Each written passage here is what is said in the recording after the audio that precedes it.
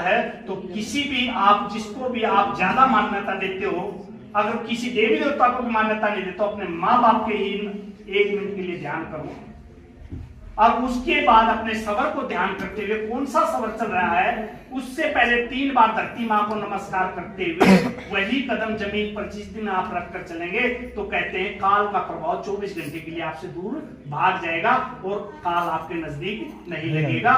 उस दिन कहते हैं अगर कोई बड़ा नुकसान होने वाला है तो तलवार की घाव क्या हो जाएगी, कांटे के अंदर तब्दील हो जाएगी, आपका कोई बड़ा नुकसान नहीं होगा। ये गुरु भक्ति का सबसे बड़ा फायदा ये है।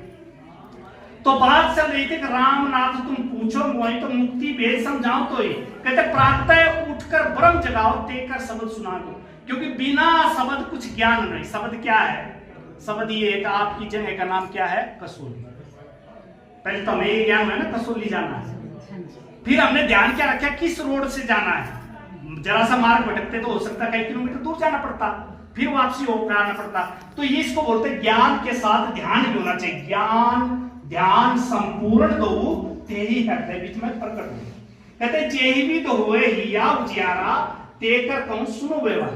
कहते 12 द्वार का गुण चस हुई रामनाथ सुनो अब सुन। कहते गुप्ता इंद्री से गमन करे प्राण।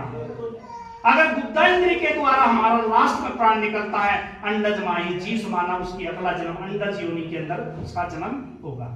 कहते लिंग इंद्री से करे निकसारा तो अस्थावर में अवतारा। पेशाब के रास्ते से प्राण निकलता तो उसकी अगली योनि पेड़ पौधों के अंदर होगी। कहते मुख के द्वार गमन जो करे सो उखमज में जाए समाई। उखमज श्रेणी होती जो पसीने से पैदा होती है। आपने गेहूं रखते हो ना उसके अंदर कीड़े पैदा हो जाते हैं, वो सुलसी बोलते हैं, सुलसी वो क्या होती है गर्मी से पैदा हुई। पहले माताओं के शरीरों के अंदर वो हो जाते थे जो ये चलता था, अब तो बंद हो गया परमात्मा की वैज्ञानिक युग आ गया अब नहीं होता। आजकल तो बड़े बड़े अच्छे अच्छे शैम्पू वो आ गए। वो क्या होते हैं पसीने से पैदा होते हैं। गाय या भैंस के जहां दूध निकलता थन के पास एक चिच्चड़ होता है, वो गर्मी से पैदा होता है। ये उखमत श्रेणी के अंदर आप जो जीव आते हैं वो पसीने से पैदा होते हैं, इसको उखमत श्रेणी बोलते हैं। इनकी छोटी सी लाइन होती है तुरंत खत्म हो जाती है। कहते हैं नासिक द्वार से प्राण जो जाए, नाक के द्वार जिसका प्राण हो जाएगा भूत होए भवसागरा। नाक के द्वारा उन्हीं लोगों का प्राण निकलता जो मौत को गले लगाते, यानी समय नहीं आता। गुस्से पर काबू नहीं था, क्रोध आया, किसी ने कुछ छोटे बड़े ने धमका दिया, उसने क्या किया फांसी लगा दी, बिजली को पकड़ लिया, मिट्टी का तेल छिड़क आग लगा दी, रेल चल रही तो उसके नीचे से रख लिया। तो इस तरह की जो आदमी अपने शरीर को खुदता है जब तक उसका समय नहीं आता उसको